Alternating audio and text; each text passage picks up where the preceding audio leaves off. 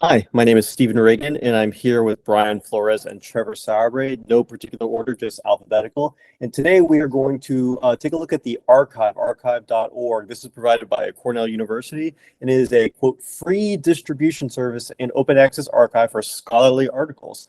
Basically, it's a place to put academic research articles online to encourage sharing, discussion of ideas, and this is generally not part of a peer review process, so it's not a traditional journal publication.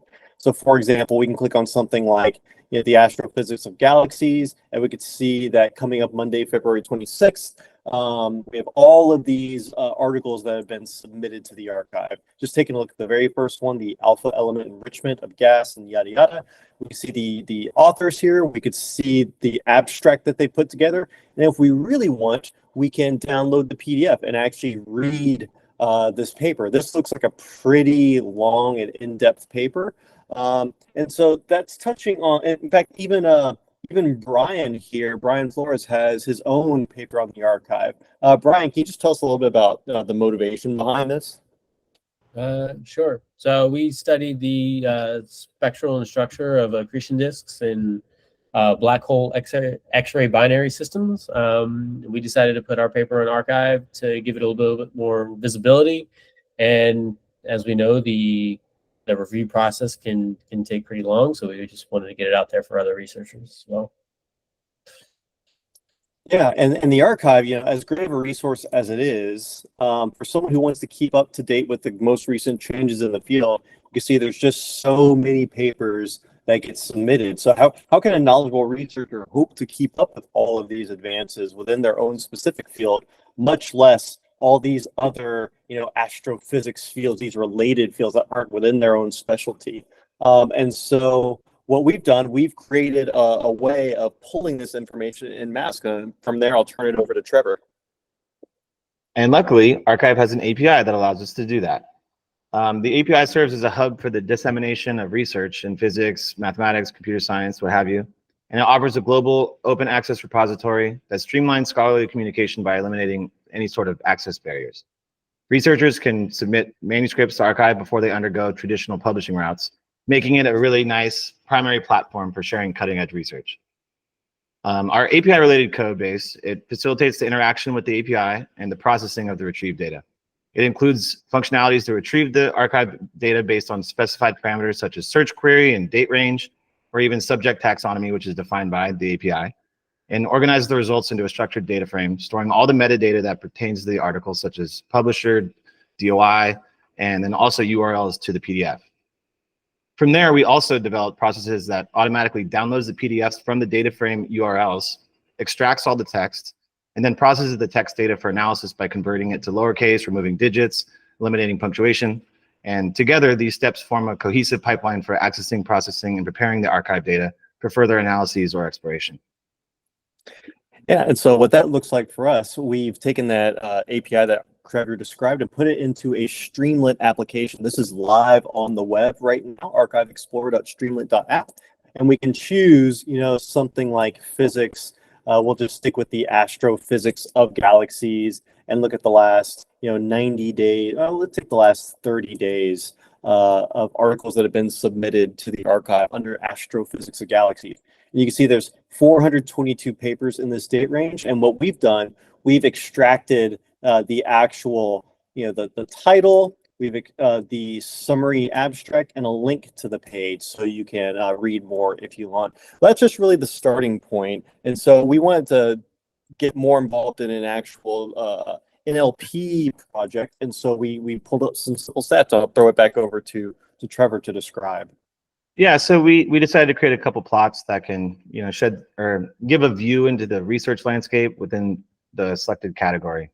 The first plot there is a histogram, and it depicts the distribution of the abstract links in tokens and words, which provides a look into the depth and complexity of the research being conducted, which enables researchers or anybody to discern patterns in detail, writing styles, and complexity. And then the second plot below that charts the publication frequency over time for papers in the chosen category, which can kind of shed some light upon the ebb and flow of scholarly activities based on the research category. And by examining these fluctuations in publication numbers across periods of time, researchers can identify periods of heightened activities or lulls, which can aid in the understanding the pace of the innovation within the field. And also it could help track the impact of external factors like conferences or even funding cycles. And the final plot that we have there is a word cloud. And the word cloud generated it's generated from the scraped papers, and it presents a visual representation of the most frequently occurring words or tokens, which can allow people to visually and quickly identify key themes, topics, or concepts prevalent to the collective literature that's been pulled. Yeah, and those concepts and topics, you could see, model, galaxies, mass, star, but you can imagine that there's, even within this, there are sort of subtopics inside of that.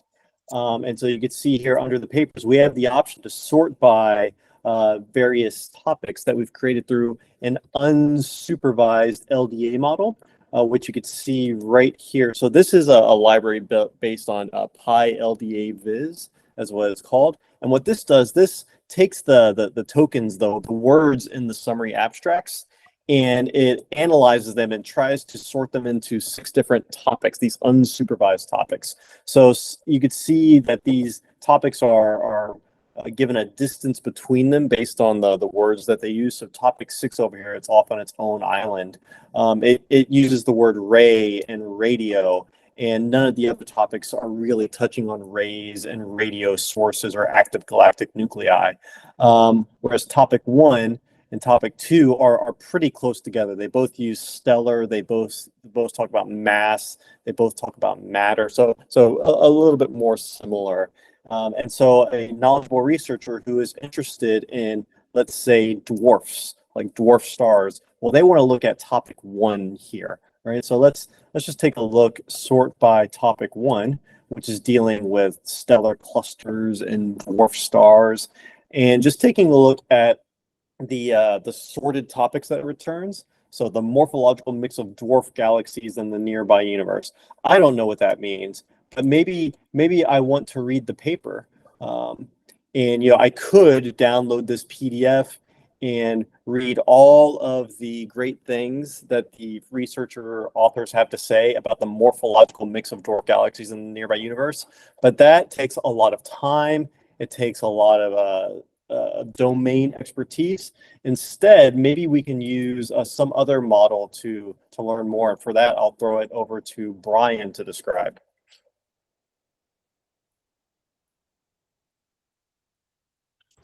So as natural language processing constantly evolves, and especially at such an accelerated rate as we've seen recently, we wanted to build our summarizer using a large language model.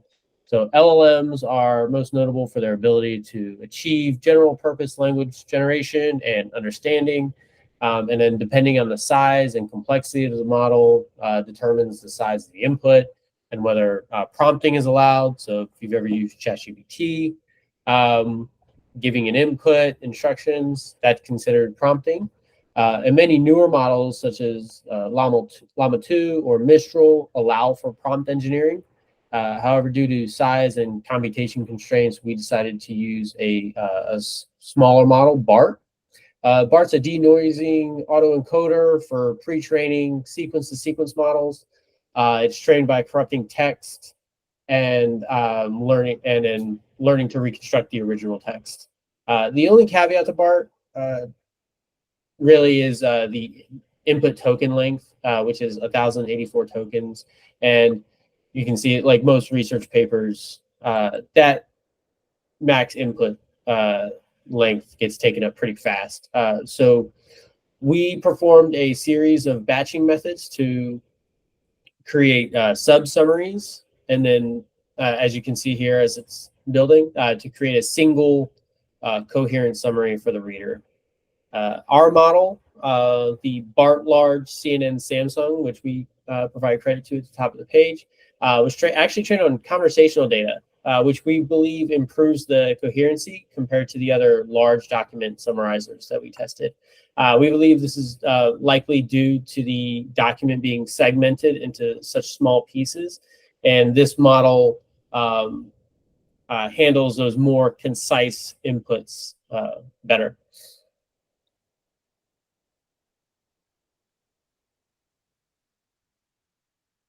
Drum roll.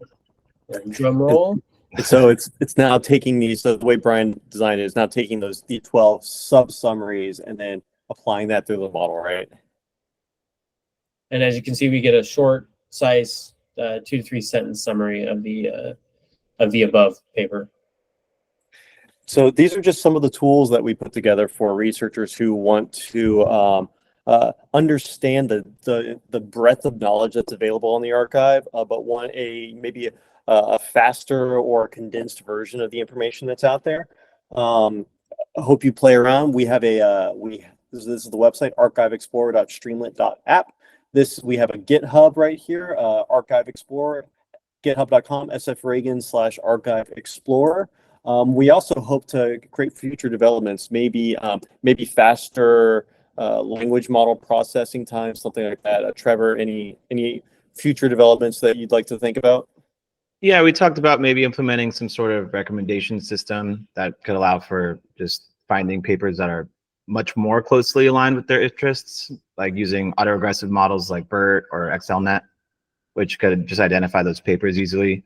Another thing that I thought would be cool is adding if we could extract a couple of the figures or diagrams from the paper and have them below each of the summaries. I thought that'd be pretty nice, something that we can look to implement later. How about you, Brian? Any other developments?